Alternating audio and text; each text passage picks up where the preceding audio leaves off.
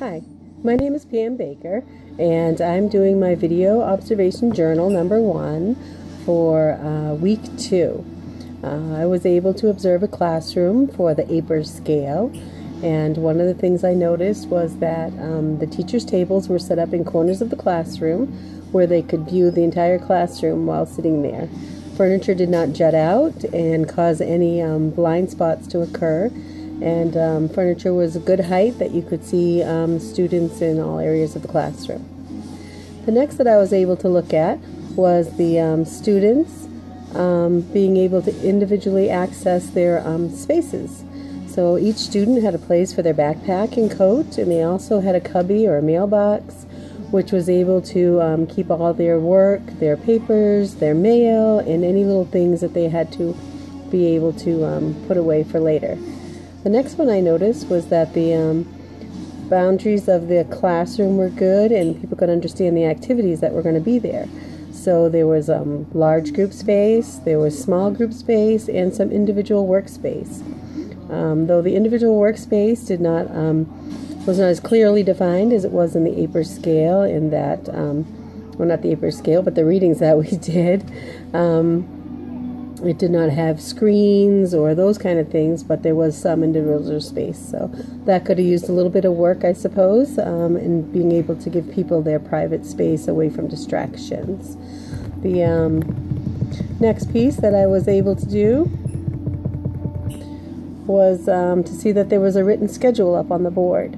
This was actually on the file cabinets, and it was a magnetic one, so it could be manipulated very easily to change from day to day or week to week, and also on spur of the moment if unexpected change happened in the classroom. This was easy for kids to check out. It was in a good space in front of the room with nothing else blocking it, so made it easy for kids to access it.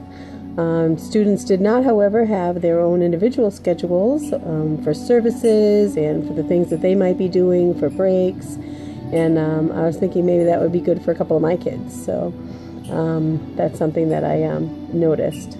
The next piece that I noticed was that students were able to be prepared for transitions. There were alarms in the classroom that were set. One student rang the classroom bell for attendance, and then other alarms went off for restroom breaks, for lunch, for recess, for the end of the day, and cleanup. So kids knew what was happening by those alarms, and also the words of the teacher, which spoke to say, if your feet are flat, if your voice is 0, if your hands are giving 10, then you're ready for the next thing. Different ways to line up, if your eyes are forward, if your hands are down, if your bodies are quiet, if your voice is 0. So those transitions help for sitting and being ready for the next thing, and also lining up and being ready for the next thing.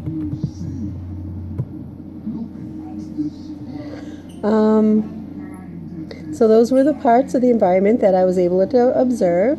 The overall thought of the classroom was that it was set up nicely for kids to do a bunch of different things. There were places on the floor where they could have social activities, fine motor activities for STEM, and also to be able to cooperatively play together and parallel play, which I thought was very important.